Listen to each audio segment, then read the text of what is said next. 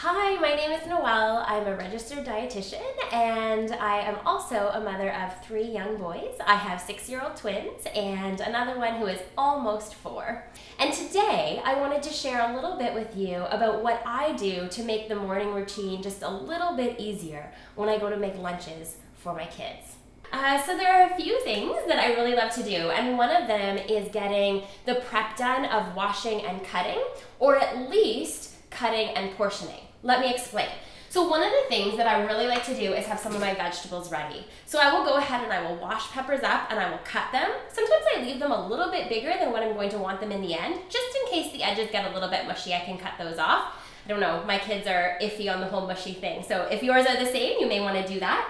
And this is not just for my kids, this is for me too. So if I have one of those moments where I'm on the run, I'm really busy, this is great to have in the fridge. I can go in, I can grab a few peppers, and I can kind of be on my way. I also really love to both chop and shred carrots. This is great for lunches, especially for my youngest. He finds that carrots sometimes are a lot for him to chew, so he likes them grated. I also sometimes will put them into, whether it be dairy-free cheese or regular cheese, I'll put that into a wrap or a sandwich and it just kind of melts in with the orange, not hiding it in any way, just a value add of some beta-carotene in there and some good nutrition from carrots. And again, a really easy grab for me if I'm making a salad for dinner, I can go ahead and just put those on top. So sometimes in my fridge you'll find grated, and sometimes you'll find cut, and sometimes combination of the two. When it comes to raspberries and blackberries, I really like to portion them out. I like to know that I've purchased something that is mold-free. I don't need to take it right back to the grocery store, but I will not wash them until I'm going ahead to use them. So whether I'm using these for a cereal or I'm going to go ahead and put them into a lunch, if I wash them ahead of time, they might get mushy, especially at the bottom. So we'll go ahead and portion those out, make sure we've made a good choice at the grocery store. We don't need to run back quickly, but we are gonna wait and wash those closer to the time.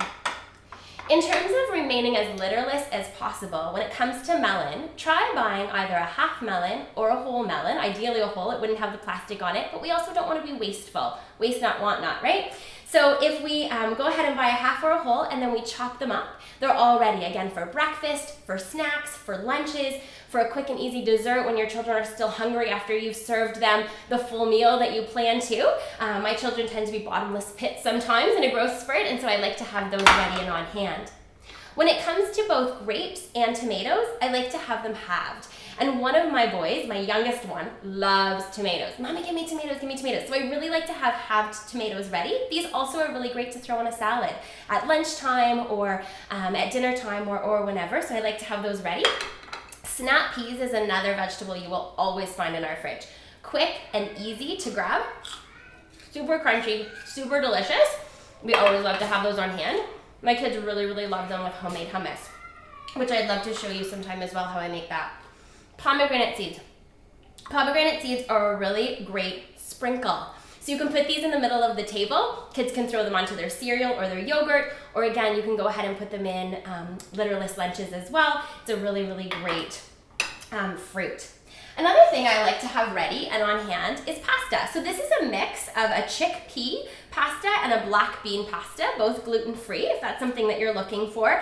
I choose them not because they're gluten-free, but because they have the added protein. So I love the value add, nutrient density in food. So every bite, making every bite count. So I have this made up. I could serve it as part of a cold pasta salad, or I could heat it up, put a little bit of an olive oil, a dairy-free cheese or a regular cheese, or even just some hemp hearts on there, and throw it into a container that the boys can take that keeps it either cold or warm, depending how we've chosen to serve that.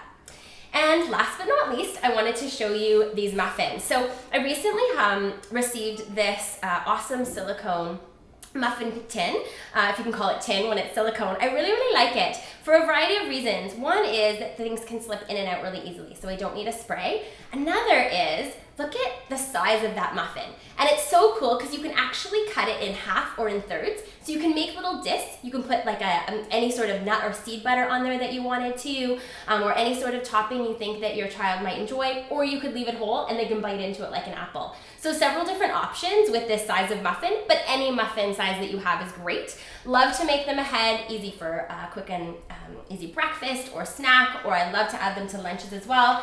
And then I like to use a reusable container. You could use a glass one as well if you wanted to. I really like these travel bags actually from Baby Bumpkins, and I go ahead and I put them in there. I can see what's in there. I have my visual on how many, and again, it's reusable, so no need for Ziploc or plastics or anything like that.